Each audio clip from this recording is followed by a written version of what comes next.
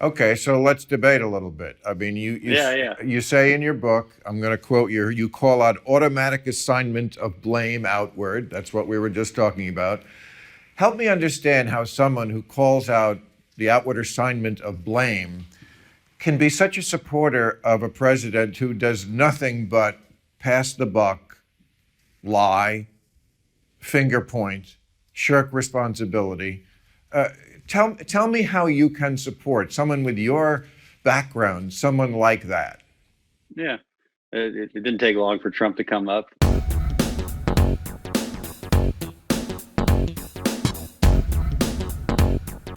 You do what a lot of Republicans do. You talk about his tweets and his style. I'm not talking about that. I'm talking about the person who is the leader of the country at a time of crisis. And Hmm. we have to go through what he actually has done. This is important stuff. It's about life and Yeah. death, and it's about our economy and everything that's really important. It's not tweets and it's not style.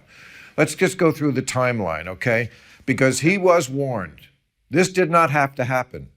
Alex Azar, his Health and Human Services guy, January 18th, he warned him about this. And again on January 30th, Trump said he was being an alarmist. Peter Navarro, somebody else who talks to Trump a lot, told him directly January 29th, you got to get ahead of this. And February two days 10th, later, 2 days later, he implemented a restrictive travel ban from China, which he was widely no, criticized for.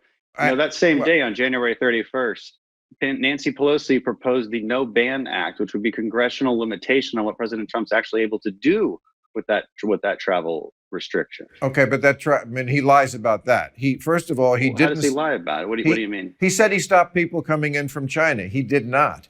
He said he Well, was ahead of it. 43 countries did it before we did. There are still people coming in from China. He only stopped yeah, foreign yeah. Okay, nationals. let me address that because I know that's what people are saying right now. But the reality is, yeah, it was about 40,000 people came in after that. These were U.S. citizens and green card holders and passport holders being repatriated.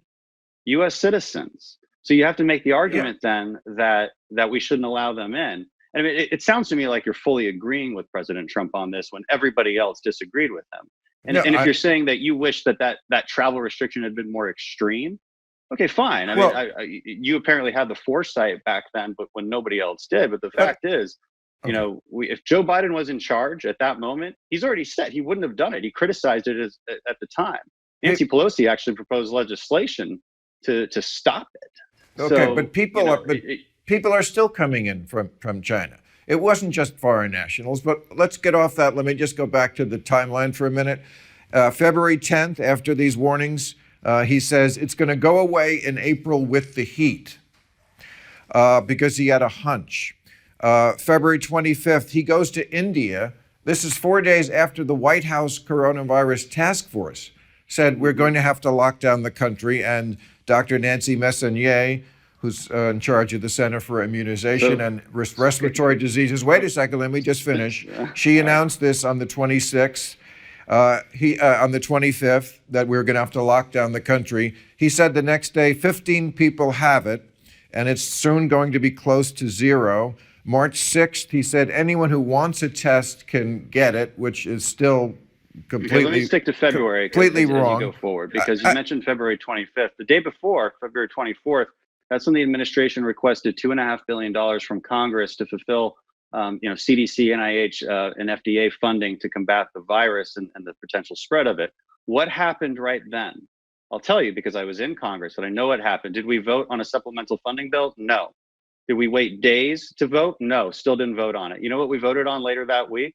Nancy Pelosi, the only thing she would put on the floor to vote on was a bill to ban flavored tobacco. That's what actually happened. It was only a week later that we actually voted on the supplemental funding that the administration requested. Your criticism appears to be based in one thing, that Trump was overly optimistic. That's his style. Again, you can criticize it. That's fine.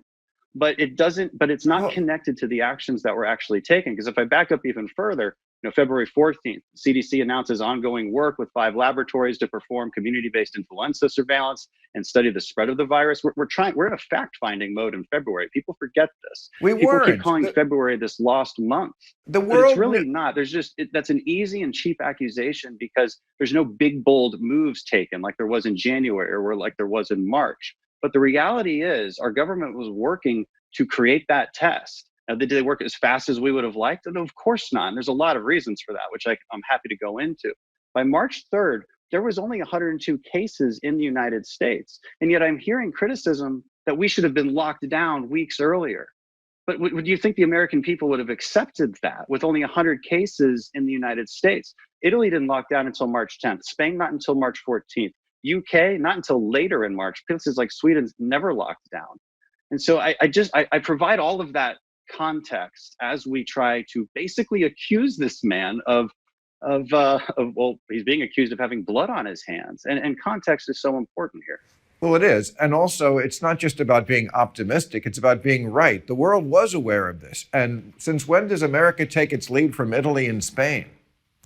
Well, because those were where the outbreaks were happening. I understand. Right? Well, I'm pointing it out again for context. But if we're going to criticize somebody's actions, we have to do it in the context of the facts they knew at the time. And so I'm just trying to be fair here. That I don't really care about defending him or his actions. I just care about letting people know the truth. And when people make these accusations, I have to ask them a question. Is the goal to make Trump look bad, or is the goal to get to the truth? Because there's two different sets of answers for that. Okay, but sometimes they converge. Sometimes the truth is that somebody who says, I have a hunch, they converge. I have a hunch this is going to go away.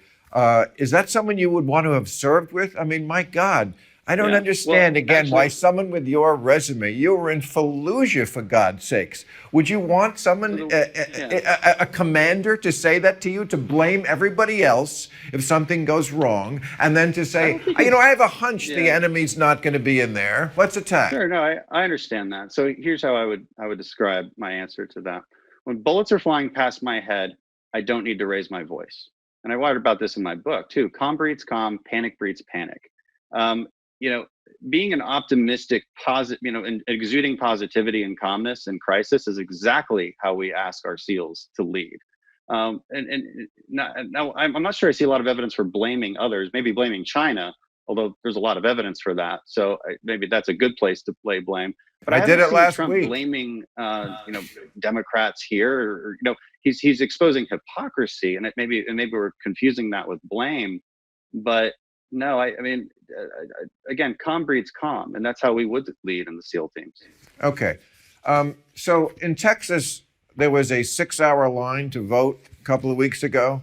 It does look like the Republican Party doesn't want people to vote, especially mail-in vote. And there's going to be people now who are afraid to go to the polls because of this disease. Yeah. So let me explain. Where do you stand on that? I'm sorry. Do you think Republicans are trying to stop people from voting? Do you really want it? Wouldn't you rather lose an election than live in a country where we're not really getting our franchise?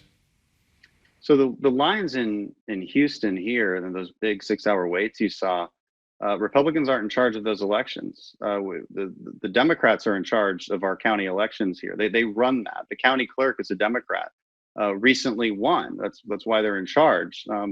They've taken full responsibility for those lines, because basically what happened is a lot of machines went down, and that's what caused the lines. There isn't. So first of all, it's not Republicans, it's Democrats in these urban areas that actually run the election system.